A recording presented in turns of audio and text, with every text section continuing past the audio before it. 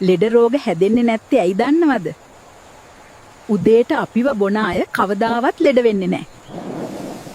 සුදු පාන් පිටි කාලා ලෙඩ වෙන්න එපා. කුරක්කන් කෑවොත් යකඩ වගේ හයිය එනවා. පිටි කාලා ලෙඩ නොවි උදේට මාව කන්න. දවසම ෆිට් එකේ ඉන්න පුළුවන්. පාට බීම ಜಾති බොන්න එපා මල්ලි. තිබහට ස්වභාවිකම විසඳුම මම විතරයි. ෆ්‍රයිඩ් රයිස් නැතුව මම වගේ බත් කන්න.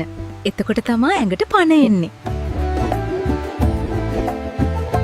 තෙල් ජරාව නැතුව මාව කන්න. තැඹුණ කෑමේ අගේ තේරෙන්නේ ලෙඩ වුණාමද? නිකම්ම පිටියප්ප කාලා වැඩක් නෑ. මාව කෑවොත් විතරයි ඔයාට ඇත්තටම පෝෂණය ලැබෙන්නේ. තෙල් බින්දුවක් නෑ.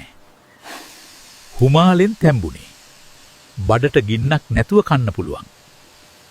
වහකන්නේ නැතුව මාව කන්න. තන්තු වලින් බඩට වෙන සෙතේ දන්නේ නැද්ද? ඒ ළඟට ඕනේ මොකද්ද කියලා පහලින් කමෙන්ට් කරන්න. මේ වීඩියෝ එකට ලයික් කරලා ෂෙයාර් කරන්න.